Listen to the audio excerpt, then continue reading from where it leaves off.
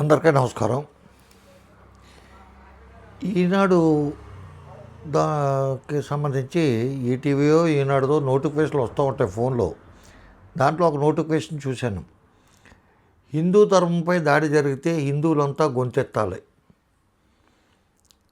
హిందువుల మీద దాడి జరిగితే ఏంటి? హిందూ ధర్మంపై దాడి జరిగితే హిందువులంతా గొంతెత్తాలి. అక్కడది ఏ విధమైన దాడులు లేకపోయినా సరే హిందువులు 24 గంటలు అదే పనిలో ఉన్నారు. కొంతమంది కరుడు కట్టిన హిందువులు అని చెప్పుకుంటున్న వ్యక్తులు మతపరమైన ఉద్రేకాలు రెచ్చగొడటానికి అదే పనిలో ఉన్నారు. కాకపోతే ఏంటంటే పాపం వాళ్ళు బతుకుతారు. అది కొంతమందికి కింద ఫోన్ నెంబర్లు, ఐఎఫ్ఎస్సి కోడ్లు, లేకపోతే వాళ్ళ రకరకాల అకౌంట్ నెంబర్లు ఇవన్నీ వేస్తూ స్కానింగ్ చేయండి, దీనికి స్కానింగ్ చేసి పంపండి, దానికి స్కానింగ్ చేసి పంపండి అని చెప్పి అడుక్కునే బ్యాచ్లు కూడా ఎక్కువైపోయినాయి. హిందూ ధర్మాన్ని కాపాడటానికి మరి డబ్బుతో పని ఏంటో మనకు తెలియదు. ఏదైనా మందిరం కట్టినా, రామ మందిరం కట్టారు, డబ్బు అయింది, లేకపోతే అక్కడ కోర్టు కేసులు ఉన్నాయి, అందరూ ఊరికే చేసి పెట్టారండి. హిందువులంతా కూడా చాలామంది ధర్మత్వం కాబట్టి ఈయన ఏమంటాడంటే ఒకసారి వినండి. చిన్నదే 2 లైన్లు, కానీ వాటి గురించి దాని భావం అయితే మాత్రం మనకి ఒక 100 రోజులు కాదు, 1000 రోజులు కాదు, అసలు జీవితాంతం చర్చించుకున్న అంత మాట ఆయన ఎక్స్లో పోస్ట్ చేశాడు. ఆయన ఏంటంటే మన హిందూ ధర్మాన్ని మనమే రక్షించుకోవాలని ఏపీ డిప్యూటీ సీఎం జనసేన అధినేత పవన్ కళ్యాణ్ అన్నారు. పవన్ కళ్యాణ్ గారు అనొచ్చు మన హిందూ ధర్మాన్ని మనమే ఏపీ డిప్యూటీ సీఎంగా మన హిందూ ధర్మం అని చెప్పి ఆయన అంటూ అంత పెద్ద కరెక్ట్ అనిపించలా. కొంచెం ఎబ్బెట్టుగా ఉంది. అతనికి ఎబ్బెట్టే ఉంటుంది, ఏదైనా మాట్లాడేస్తాడు. కాబట్టి ఎబ్బెట్లు ఆయనకి ఏమి ఉండవు. ప్రతి భక్తుడికి ధర్మాన్ని కాపాడే బాధ్యత ఉందని ఎక్స్లో పోస్ట్ చేశారు. ప్రతి భక్తుడికి ధర్మాన్ని కాపాడే బాధ్యత ఉంది. ఇక్కడ మరి హిందూ అనేది వాడలేదు, ఎందుకు వాడలేదో మరి బతికించాడు అంతవరకు. దేవుళ్ళను ఎవరైనా అవమానిస్తే హిందువులు వ్యక్తిగతంగానే బాధపడతారు. ఎవరు చేసిన కర్మ వారే అనుభవిస్తారని భావిస్తారు. అది హిందూ సిద్ధాంతం, హిందూ సాంప్రదాయం, హిందూ యొక్క కర్మ ఎవరు చేసింది. లేకపోతే ఒకటి చేసింది ఒకటి అనుభవిస్తాడేంటి? కాకపోతే ఏంటంటే మీరు చేసింది మీ జనసైనికులు అనుభవిస్తారు, అది వేరు. అది హిందూ ధర్మంలోకి రాదు.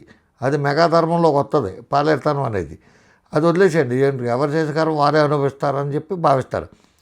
హిందువుల్లో ఈ ఉదాసీన వైఖరి మారంటారు బాబు. జన సైనికుల్లో మారాలని చెప్పండి, హిందువుల్లో కాదు. హిందువుల్లో ఉదాసీన వైఖరి అంటూ ఏమి ఉండదు. ఆడెప్పుడు కూడా వాడు బతుకుతానికి చూస్తాడు, పక్కవాడు బతుకుతానికి చూస్తాడు. ఆడు మతాన్ని గౌరవించుకుంటాడు, పక్కవాడు మతాన్ని గౌరవించాడు.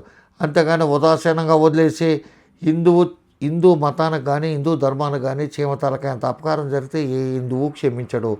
ఇప్పుడు వరకు ఎవడో క్షమించలేదు. ఇప్పుడుకిప్పుడు 2026లో డిప్యూటీ సీఎం గారు చెప్పే వరకు కూడా తెలుసుకోవాలంత అజ్ఞానంలో ఏ హిందువు లేడు. మీకంటే ముందు నుంచే ఆర్ఎస్ఎస్లో, లేకపోతే విశ్వ హిందూ పరిషత్తులు, బహిరంగ దళాలు, ఇటువంటి చాలా వ్యవస్థలు ఉన్నాయి హిందువులకి ప్రొటెక్ట్ చేయడానికి. అట్లాగే హిందూ సాంప్రదాయాలను కాపాడటానికి వినాయక చవితులు కానీ, విజయదశమి కానీ, ఇటువంటి ఉత్సవాలు, ఊరేగింపులు ఇవన్నీ చాలా కాలం బట్టి ఉన్నాయి. మనమేమో మా ఫాదర్ ఇంటికాడేమో చుట్టకాల్చిపోడు, ఆ దీపారాధనతో సిగరెట్లు కాల్చిపోడు అని చెప్పి ఒకళ్ళు, అసలు దేవుడు అనేవాడే లేడని ఒకడు, నేను అసలు నాస్తికుడిని, అసలు నేను దేవుడిని పూజించడానికి కూడా ఒకడు. ఇన్ని రకరకాలుగా చేసే మమ్మల్ని కన్ఫ్యూజ్ చేసి పడాకండి సార్ ప్లీజ్. మీకు దండం పెడతాం. మీకు ఏమైందో ఒకసారి చూపించుకోండి. ఇంత కన్ఫ్యూజ్ చేసేస్తారంటే మతాన్ని, ధర్మాన్ని, రాజకీయాన్ని. సనాతనం అంటారు, అదంటారు, ఇదంటారు. ఇప్పుడు మళ్ళీ ఇదేదో మొదలెట్టారు. ఇది ఇందులో ఏదో అర్థం ఉంది. మీరు ఏంటంటే మీరు అంత రగిలిపోకలేదంటే ఒకసారి తప్పు జరుగుతుంది. ఒకసారి మనం శనివారం చేస్తాం, లేకపోతే మంగళవారం చేస్తాం, బుధవారం చేస్తాం. వారంలో ఒకరోజు ఎప్పుడోకప్పుడు పొరపాటు ఏ ఫంక్షన్లోనే ఎక్కడో గమ్ముని అన్వి తినేస్తాం. ఆత్మహత్య చేసుకోం కదా. అలాగే లడ్డు విషయం ఏదో పొరపాటు జరిగిపోయింది, ఏదో పొరపాటు మాట్లాడేస్తారు మీరునే, చంద్రబాబు నాయుడు గారు ఉన్నాయి. ఇంకా అది మర్చిపోండి, అయిపోయింది. మీరు ఎంత కొమ్ములు పోతున్నారనేది ప్రజలంతా గ్రహించారు. మీరు ఎంత రెచ్చగొట్టినా హిందువులంతా కూడా ఉదాసీనంగా ఉంటారో, అలాగుంటారు ఇలాగుంటారని చెప్పి ఎంత రెచ్చగొట్టినా ఎవడో రెచ్చిపోయి ఎవరిని చంపుకోరు. దేవుళ్ళని ఎవరైనా అవమానిస్తే హిందువులు వ్యక్తిగతంగానే బాధపడతారు. ఎవరు చేసే కర్మ వారే అనుభవిస్తారని భావిస్తారు. హిందువుల్లో ఈ ఉదాసీన వైఖరి మారాలి. కత్తులు కట్టాలు ఇప్పుడు వెనకాల పెట్టుకోండి. మొత్తం హిందువులు ఏమైనా అంటే శ్రీరామని అంటే జై శ్రీరామ్ అనకపోతే నరికిపారదొబ్బండి అంతే. అది ఆయన ఉదాసీన వైఖరి అంటది. కుల ప్రాంత భాషా విభేదాలు ఉన్న హిందూ ధర్మం ఒకటే.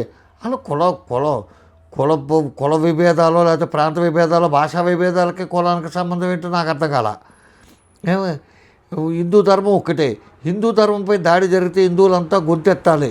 మన ధర్మాన్ని మనమే రక్షించుకోవాలి. హిందూ ధర్మాన్ని హిందువే రక్షించుకోవాలి, ముస్లిం ధర్మాన్ని ముస్లిమే రక్షించుకోవాలి, క్రైస్తవ ధర్మాన్ని క్రైస్తవుడే రక్షించుకోవాలి. లేకపోతే ఇంకోటి వచ్చి ఇంకో ధర్మాన్ని ఎందుకు రక్షిస్తాడు? క్రైస్తవుడు చర్చిలోకి వెళ్ళి ప్రార్థన చేసేవాడు వచ్చి గుడిదారు వచ్చి మన ధర్మాన్ని వెళ్ళండమ్మా, గుడికి వెళ్ళండి, అక్కడ కాలు కడుక్కోండి, అక్కడికి వెళ్ళండి, అక్కడ కొబ్బరికాయ కొట్టండి, అక్కడ పసుపు కుంకుమ ఉంటుంది, అక్కడ బొట్టెట్టుకోండి, ఇవన్నీ చెప్తాడండి. అతనికి పనే ఉంది. మనం వెళ్ళి అక్కడికి వెళ్ళి ఇక్కడ ప్రార్థన చేయండి, ఎలాగ వెళ్ళండి, చెప్పులు వేసుకెళ్ళొచ్చు, మీకు ఆదివారం ఎనభై అయినా సరే మీరు దేవుడు గుడి దగ్గరకు వచ్చినా మీరు ఎనభై తినొచ్చు అని చెప్పి క్రిస్టియన్కి ఎవరైనా చెప్తారా? ముస్లింలకు ప్రార్థన ఎలా చేయాలనేది మనం వెళ్ళి నేర్పుతున్నామా? ఎవరి ధర్మాన్ని ఆడే రక్షించుకుంటాడో. హిందూ ధర్మం కాపాడుకోవటం ఎవరికీ వ్యతిరేకం కాదు అని చెప్పి మన ధర్మాన్ని మనం రక్షించుకోవాలి. ఓకే, హిందూ ధర్మాన్ని కాపాడుకోవటం ఎవరికీ వ్యతిరేకం కాదు. ఎవరైనా వ్యతిరేకంటే ఆడే చూసుకుంటాడో. హిందూ ధర్మానికి ఒకడు వ్యతిరేకం కాదని చెప్పి మళ్ళీ మనం చెప్పాలంటే అబ్బాబో ముస్లింలో సాయిబులో మీకు వ్యతిరేకం కాదు, మేము అబ్బో క్రిస్టియన్స్ బాబు మీకు వ్యతిరేకం కాదు అని చెప్పి మనం చెప్పక్కర్లేదు. వాళ్ళకి తెలుసు హిందూ ధర్మం అంటే హిందూ వాడు కాబట్టి వాడి ధర్మాన్ని వాడు గౌరవించుకుంటాడని చెప్పి తెలుసు. మనకి కొంతమంది ఉంటారు ముస్లింలో కూడా చాలామంది నా ఫ్రెండ్స్లో తిరుపతి లడ్డు పెడితే తినేవాళ్ళు ఉన్నారు. లేకపోతే మామూలు లడ్డు స్వీట్ ఏమైనా పెడితే అది దేవుడి దగ్గర పెట్టిందని చెప్తే తినకపోవచ్చు, కానీ తిరుపతి లడ్డు అంటే తింటారు కొంతమంది. చాలా బాగుంటుంది కాబట్టి, టేస్ట్ బాగుంటుంది కాబట్టి. అటువంటి వాళ్ళు ఉన్నారు. అది తప్పని కానీ మంచిని కానీ అనట్లేదు. ఇప్పుడు ఈయన ఈ ఎక్స్లో ఇవన్నీ పోస్ట్ చేయవలసిన ఎస్ఐటీ ఏమొచ్చింది అనేది చూస్తే ఒకటే కనపడుతుంది. పొరపాటు జరిగిపోయింది. ఆ కొవ్వు కలిసింది, ఈ కొవ్వు కల్తీ లేదనే మాట అయితే ఎవడన్నా అనకపోయినా కల్తీ లేని పదార్థం సృష్టిలో ఏదీ లేదు. ఎవడో పెద్ద గొంతు చించుకుని దానికోసం పెద్ద రెచ్చిపోయి తలకాయ నేనేసి కొట్టేసుకుని నేను చచ్చిపోతాను అని అనక్కలేదు. కల్తీ ప్రతి దాంట్లోనే ఉంటుంది, నో డౌట్. దేవుడి దగ్గర పెట్టి ప్రతి వస్తువు అగరబత్తులు కానుంచి అరటిపళ్ళు కానుంచి అవి కూడా యాసిడ్లోనో లేకపోతే ఏదో కార్బన్లో వేసి మొగ్గేస్తున్నారు. అన్నిట్లోనే కల్తీ. ఆడు తిరుమల కొండకు ప్రత్యేకించి పూలు పెంచేది ఉంటే ఆ పూలన్నీ కల్తీయే, గోవులు కల్తీయే, అవి తినే ఆహారం కల్తీయే, వ్యవసాయం కల్తీయే. అన్ని పురుగు మందులతోని వాయు కాలుష్యం, జల కాలుష్యం, భూమి కాలుష్యం, ఎరువులతో పెరిగిన పంటలు ఇవన్నీ ఉంటాయి. ఏది కాలుష్యం కాదు? కాలుష్యమే.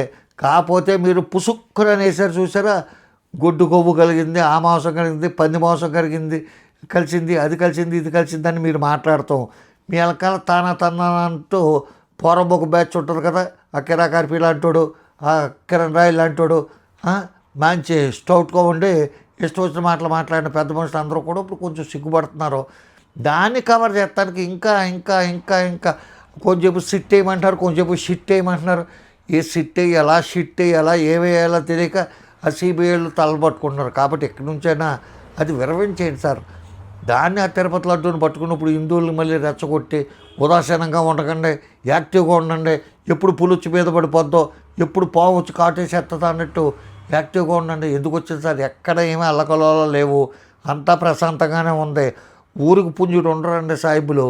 వాళ్ళు మన ఏరియాలో ఎందుకు గొడవ చేస్తారో, హైదరాబాద్ లాంటి చోట అయితే కొన్ని ఏరియాలో ముస్లింలు ఎక్కువ ఉంటారు కాబట్టి వాళ్ళ దగ్గర హిందువులు మైనార్టీ ఆ ఏరియాలో మైనార్టీగా ఉండవలసిన పరిస్థితి ఉంటున్నారు కూడా. అది తప్పదు.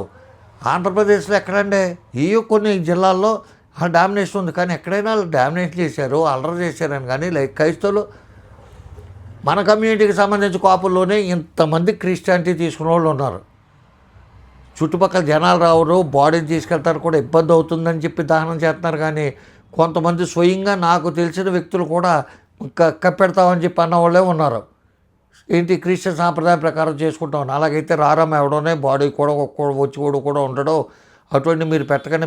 మీరు మిగతా కార్యక్రమం మీరు అలా చేసినా పర్లేదు, బాడీ వెళ్ళే వరకు హిందూ సాంప్రదాయం పాటించండి అని చెప్పిన రోజులు కూడా ఉన్నాయి. కాబట్టి దయచేసి ఇదేదో ముందు కులాలు అయిపోయినాయి, నాకు కులం ఏంటి బాబు అన్న వ్యక్తి ఆ కులాలన్నీ రెచ్చగొట్టేశారు. ఇప్పుడు కొట్టుకు సత్రారు పార్టీ వైజ్గా ఎన్ని విధంగా ఇప్పుడు మరీ మతాలు ఈ హిందువులు, ముస్లింలు, క్రిస్టియన్లు, సిక్కులు ఇవన్నీ కిలికి అందరి మధ్య కొంపట్లు పెట్టడానికి ప్రయత్నం చేయకండి సార్. ఆ లడ్డు విషయం మర్చిపోతారు జనం. మీరు 4 రోజులు మాట్లాడుకుంటే అందరూ మర్చిపోతారు. దయచేసి ఆ లడ్డూకి ఈ హిందూ మతానికి లంకి పెట్టొద్దని కోరుతూ నమస్కారం. రామాంధ్రం. జై హింద్.